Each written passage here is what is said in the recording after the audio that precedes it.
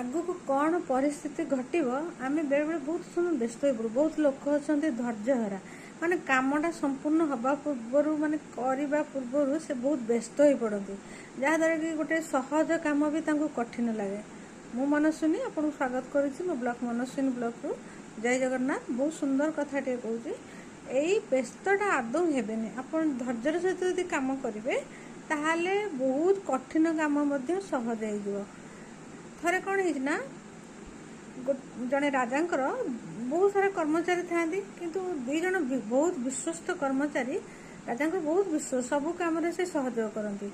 दिने कौन है अलग देशर राजा जड़े देश को आसते गलापर ये राजा ये दुई जन भूतों को डाकी कहले जे तुम्हें से राजा को बहुत असम्मानित कर तुम व्यवहार भल लगे तेणु तुमको मृत्यु दंडादेश दिज्व।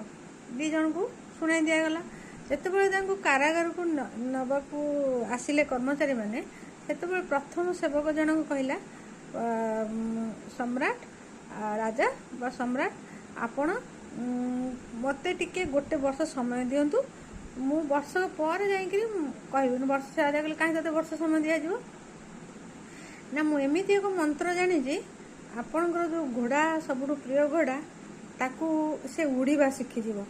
राजा कहले अरे तो पाखे एत कम अच्छे ते वर्षे समय दिगला तू फ्री रही।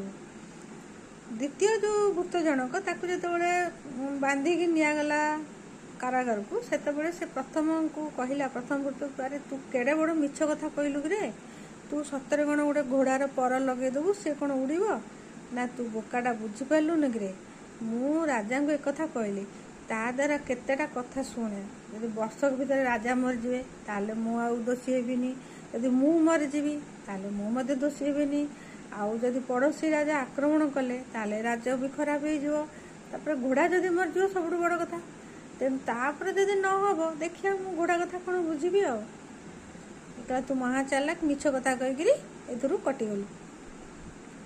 तेणु ये कथार माने हूँ कौन ना तुम पाखे जदि उपस्थित बुद्धि थी ताहले तुमे गोटे गोटे विषय को सब बेले अतिक्रांत कर केते बड़ कठिन काम तुम्हें जदि बुद्धि बल कर सब ही सहज हो पार। तेणु कौन सी जिनिस तुम व्यतिव्यस्त हो पड़ना सब ईश्वर निर्देश हुए से सब कहती तू जहाँ चाहूचु तू जहाँ करुचु एवं जहाँ चाहूचु केबे हबनी किंतु मु जहाँ चाहूँगी तू जदि से कम करू ताले तू सफलतार शीर्ष में निश्चिंत पहुँचू। तेणु से आमर गभीर आत्मविश्वास दरकार भल पाइबा दरकार समस्त कथाटा शुणा गुरुजन मान कथा शुणा उचित। तेणु प्रत्येक कथार आगुरी एत पैनिक भयभीत हो गले सबू काम ही बिगड़ी आ तुम्हें ही जिते बुद्धिमान हो था कि से समय जब बुद्धिटा न खटेब ताले भूल बसत भूल कार्य ही पड़।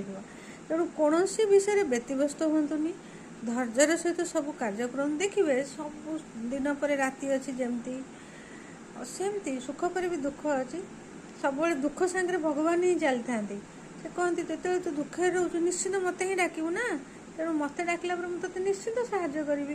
तेणु कौन विषय व्यतिव्यस्त हवा उचित नुह प्रत्येक काम धैर्यर सहित आ श्रद्धार सहित कम कर बुद्धि खटे कम कर निश्चित सब विपद रक्षा पाइब। तेणु रोचे आपण मानक जदि मो मोटिवेशन टी भल लगुव ताले यूट्यूब जदि नुआ देखुए सब्सक्राइब करदे ना लाइक शेयर तो निश्चित करेंगे आ फेसबुक देख फॉलो करदे। बहुत सुंदर सुंदर कथा आपण शुणेबी। रोची जय जगन्नाथ।